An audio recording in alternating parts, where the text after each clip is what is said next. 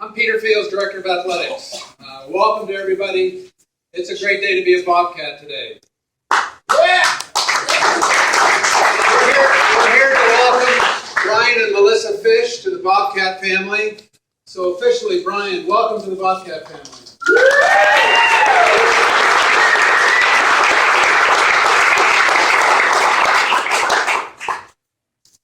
This whole process, we embarked on this process on March 18th. Put a committee together, a search committee to help me with this process. George Haynes, our faculty rep, was chair of that committee. George is going to be here. He isn't here at this point in time. We had constituencies represented from all departments. Jane Mangold was a representative for the alumni, or the faculty. She was on our athletic committee. Brad Hall represented the Booster Club, the six-man club. Jackie Elliott represented our student athletes. She's going to be president of our SAC next year, and she plays on our women's basketball team. Randy Morrison. Randy's a community member and a business owner and represented the community. Jeff Riggs represented the former players on the committee, owner of Clark's Fork Restaurant. Cammie Bechtel, my associate AD, and Dan Davies, my other associate AD. We had a great committee that did a lot of work in a short period of time. And we were held together by Mandy Patriarch, who kept us going in the right direction and kept people coming and going in and out. We had over 120 applicants for this position. We started on Saturday, the 21st or 22nd, I guess it is. And we met in my office and we broke it down. And we had a long meeting that day. We put a lot of names on the board and we started from there. And if it hadn't been for the committee and their willingness to have open discussion, we ended up with a great pool of candidates. And rose to the top was Brian Fish. And I'll go through that in a minute. But to the committee, thank you very much for all your help. You were terrific. We had a lot of laughs. We had some tense moments, but a lot of laughs, and I appreciate all you did, so thank you very much.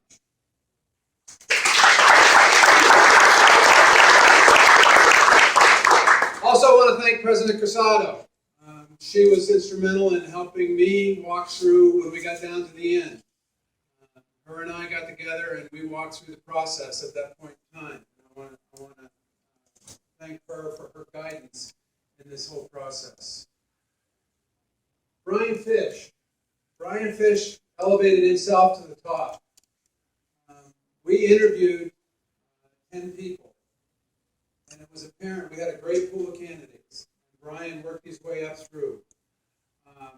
Brian has enjoyed success at every stage of his development to become a head coach. Throughout the process, I've discussed with a lot of people across the country, and there were several themes that kept coming forward with Brian. Integrity, loyalty, work ethic, basketball knowledge. All the people were saying that, and these aren't the people that necessarily were on his reference list. These were people that I knew in different places, and I would call and say, do you know Brian? I have a guy that works at the NCAA. Brian doesn't even know this. A guy who worked at the NCAA, worked with him at Creighton. And he was a graduate assistant at Creighton for a summer. And how he described Brian to me on that was how he treated this young man as a graduate assistant, an assistant coach. And that's the type of person that Brian is. Brian's worked as an assistant coach at 4 different programs, and they've all ended up at the NCAA tournament, in the NCAA tournament. That was one of the themes. The people that we ended up at the top of the list all had built programs that needed some tender loving care and built them into the NCAA tournament contenders.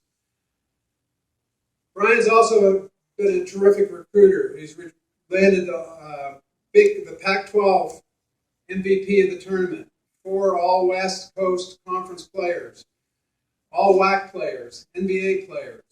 He's recruited them all. He's worked for Dana Altman for 15 years.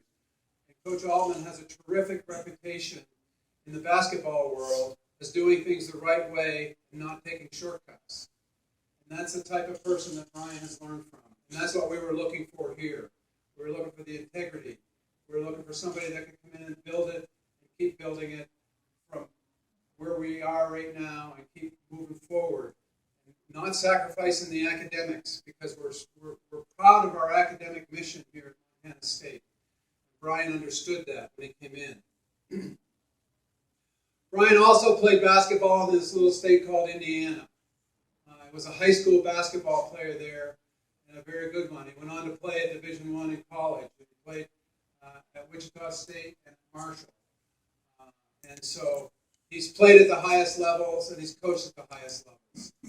And I'm extremely excited to say that Brian Fish and Melissa are part of our program, and Brian is our next head coach at Montana State.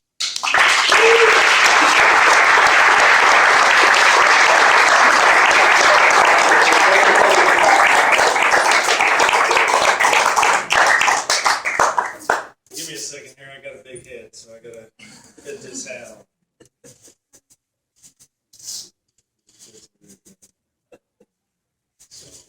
Looks pretty good. Feels good.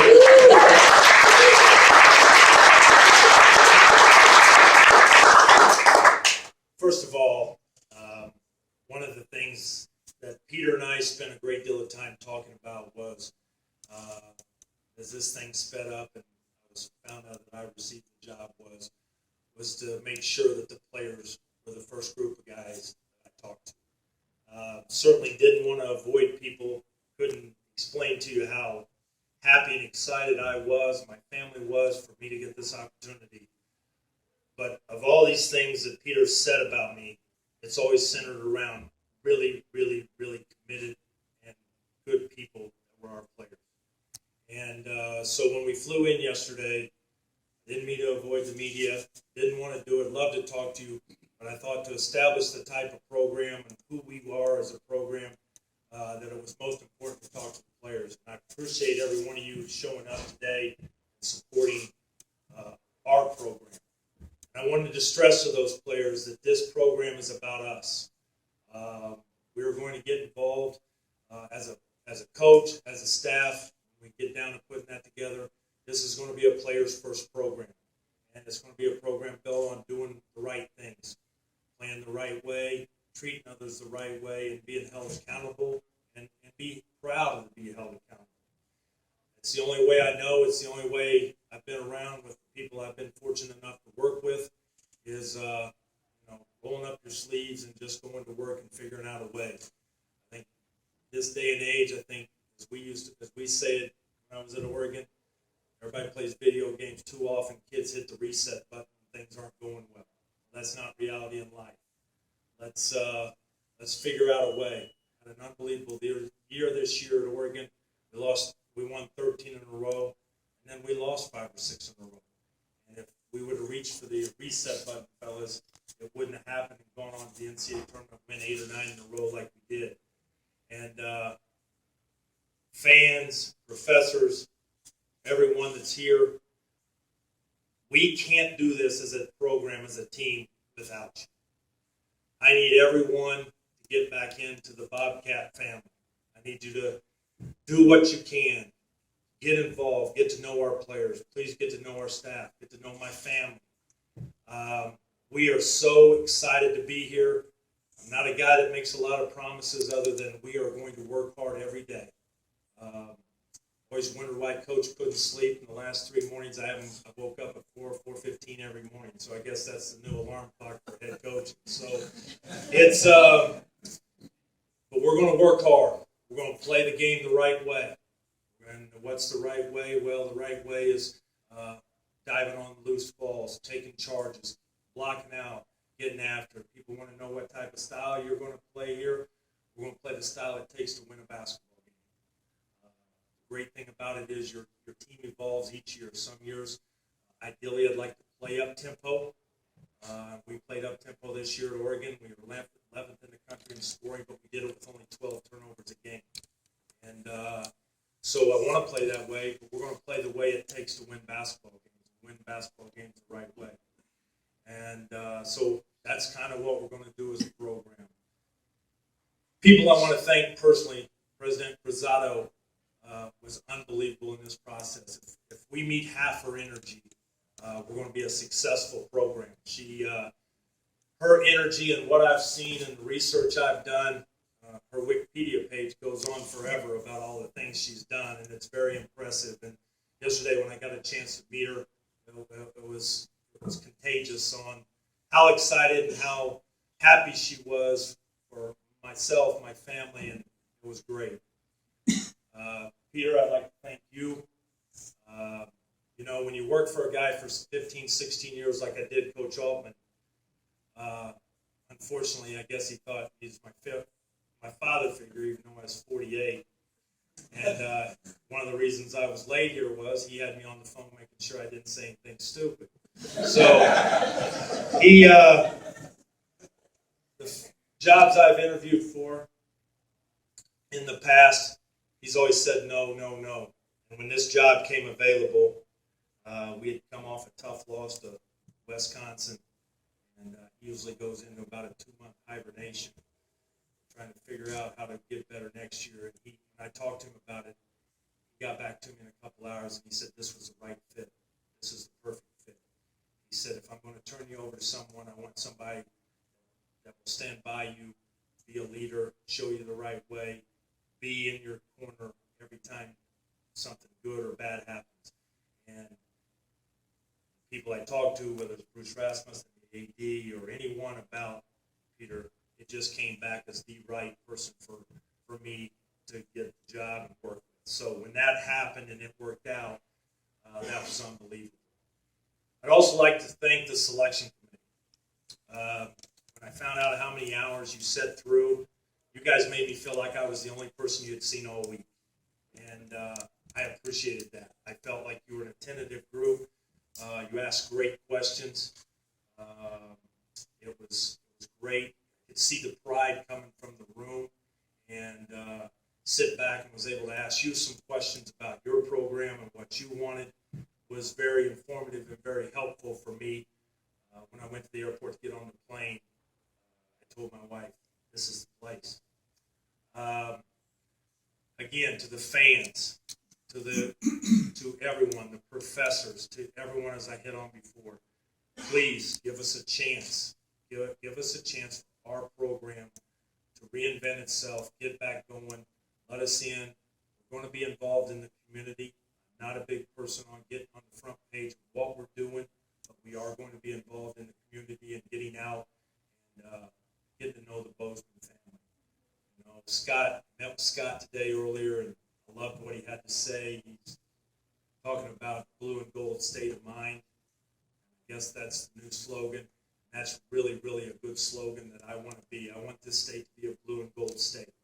But it starts on campus, spreads out to Bozeman, and goes from there. So we have to do the right thing here, and we have to make you proud. And just walking in the arena and looking around, we get that thing full and get it rocking. Teams are going to have a hard time winning here. And that's what we're going to do. We are going to win. We're going to get it done. We're going to win the right way. There's going to be some ups and downs. No one's career ever goes up all the time. We're going to fight through it. We're going to show that. We're going to show some toughness. We're going to figure out a way. We're going to get it done, fellas. It's going to fall on this group right here. And we're going to get it done. And as I told him yesterday in the team meeting, if you don't believe that, then that would be what would separate you from the program.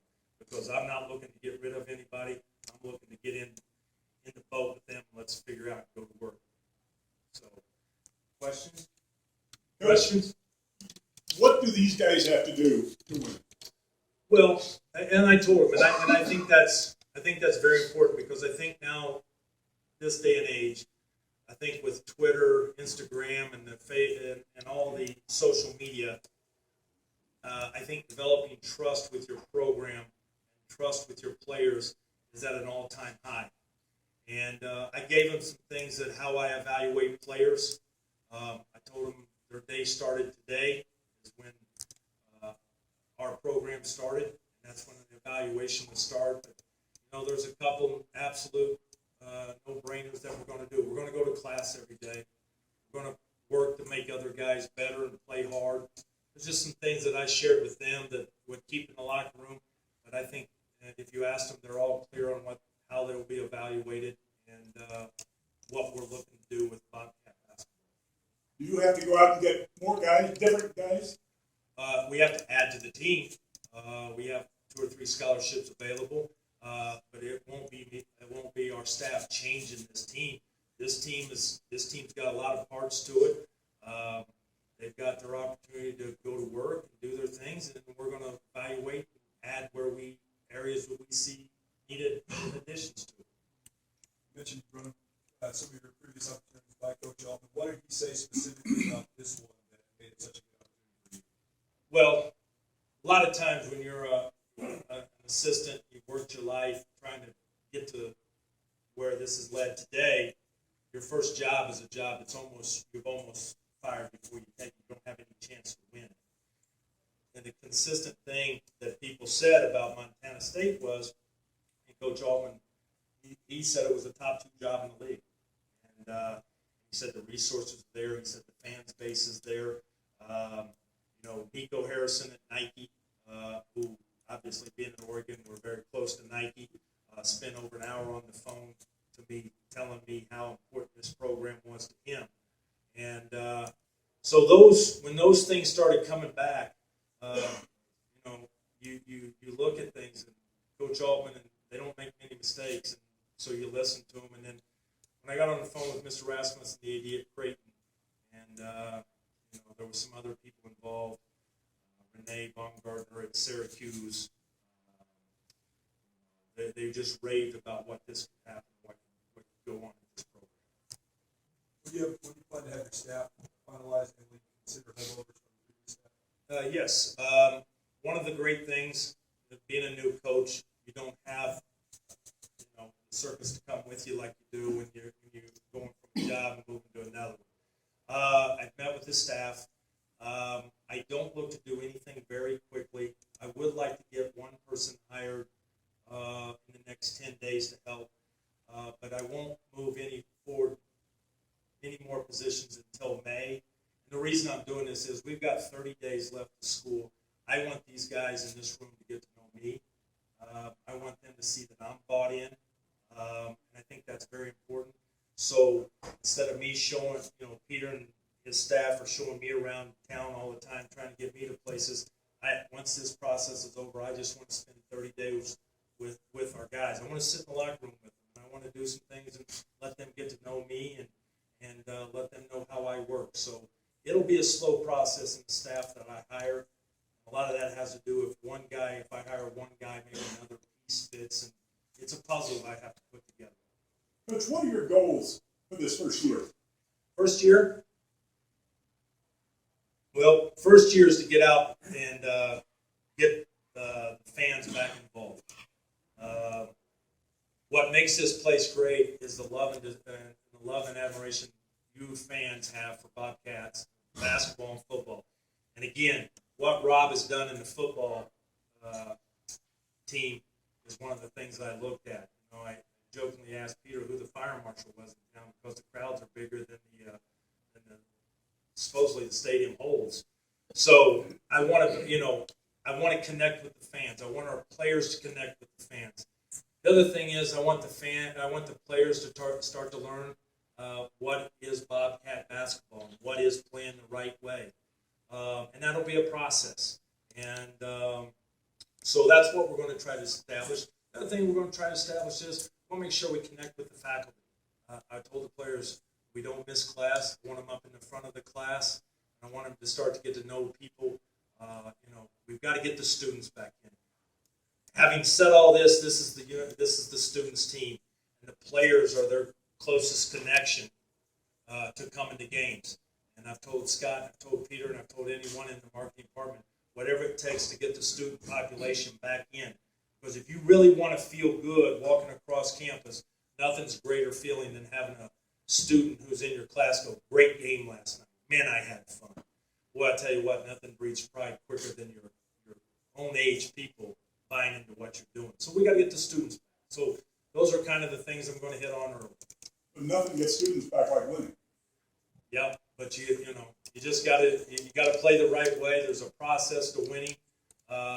You know, when we were in our losing streak, the last two games we lost before we went on our winning streak was a 2-point loss at Arizona State, a 2-point loss at Arizona. And when we left there, we knew we were close to the process and the season turning back in the right way. So sometimes you see it before maybe the average fan does or the media does. You mentioned the conversation you had with the committee. What was your biggest question or concern to them about the program? You know, the young lady that was on the committee from the women's basketball team, I wanted to know about her experience.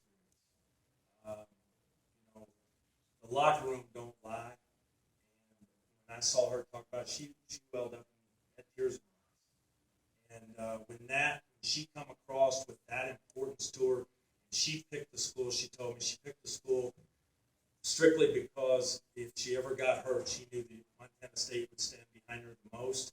That was what I wanted to be associated with. On the flip side of that, what was the most interesting question they asked you? You know what? They were firing him pretty quickly. You know, there wasn't one that stood out. You know, it was they were firing him left and right. I was worried about the things the checks I was writing to make sure my butt could cash them. So I was worried about other things when I was answering. What were the checks you tried cashing? What did you tell them to sell you? No, it's what I was hitting on about how we'll play. You know, how hard we'll play. You know, you hear the terms this weekend when you watch the Final Four, 50-50 balls, getting those, being a team that, you know, plays the right way and you know, willing to compete. I think the great thing about college basketball is now is, you know, you see a Mercer beat Duke, and I think that's what's making the tournament so great is on any given night, anybody can win. And Mercer took 5 years for Bob to build that program, and they did it through bringing guys in, the players they had, developing them, and building it the right way, and in the end, they're rewarded with a win against Duke. So, you know, I just wanted to convey to those that I cared about the student athlete, I cared about how we played, I cared about the athletic department, that I was a team player, and that if there was any way our team could help any athletic program or any faculty on Montana State's campus, that we'd be willing to do it. I assume you've seen video of these guys play. What do you think? Honestly, I did not. I told these guys, I made a promise to them that they'd be evaluated starting this morning on. And, you know, the way we'll play is different. Sometimes styles, a guy can be one type of player in one style and a different type of player in the other. These guys are on a fresh start with me. And I don't know, and I don't want to know anything that happened outside of academics. I want them to come in and work hard and show me what they're about and truly give everybody a fresh start to get going in this program. So I purposely didn't watch film for that reason, because I didn't want to be influenced or swayed on maybe how they played previously. Coach, what's it feel like to be? Unimaginable.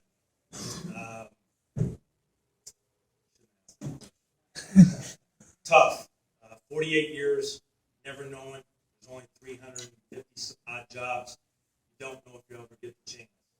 I went to university, and President Cruzado and Peter decided they were willing to trust me to lead this search, this coaching this program. It was overwhelming. So it was tough, but very excited. Very excited. What's the biggest thing you've learned as an assistant that you feel prepares you for your first head coaching job? Well, as I said in the paper, the release that they did, the one thing in coaching that you can't control is the first person you work for. And I was very fortunate when I got hired by Coach Altman. And the great thing about Coach Altman is it's not you do this and everybody else. He allows you in every part of the game, whether it was scouting, whether it was player development, whether it was recruiting.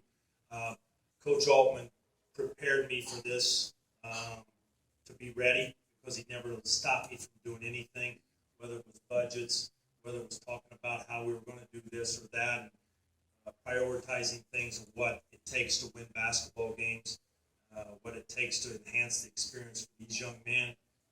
He allowed me in every part. And, Coach Altman and I've lived with his family. He's lived with my family. You have a lot of talks when you're around somebody 16 years.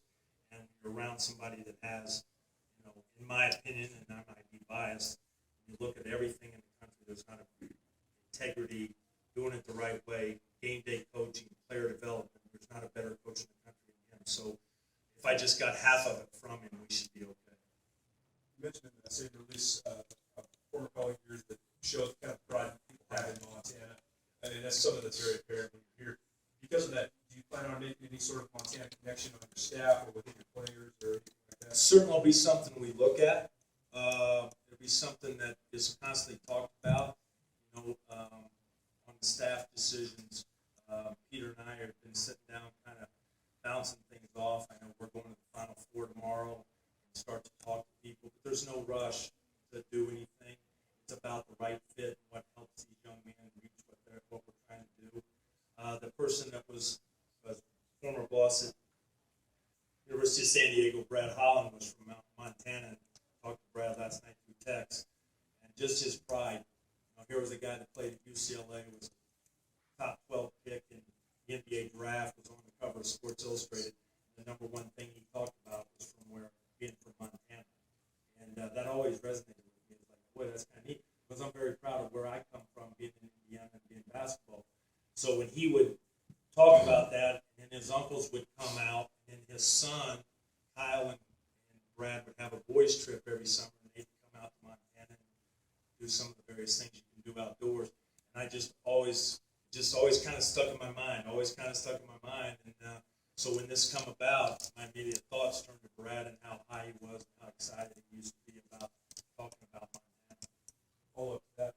Now, one of the strongest programs in this league is now your rival, University of Montana. So, what have you heard about this rivalry?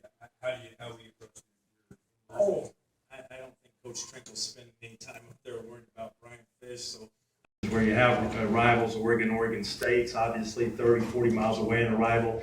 I've looked long enough in this business that you just worry about the things you can control, and those things will work out. So we'll just worry about what we got to do as a Bobcat and go from there. But if his son, he's got some talent in his own house. Yeah, speaking of recruits, Coach, you have 3 signees already, 2 more scholarships. Will you try to retain those 3 guys who've already signed? Well, that's something that I've started to talk to the staff about, and I think it's very important that I reach out to the families of the players as soon as possible. I want to reach out to some boosters as soon as possible. I want to reach out to the recruits as soon as possible. That's one weakness.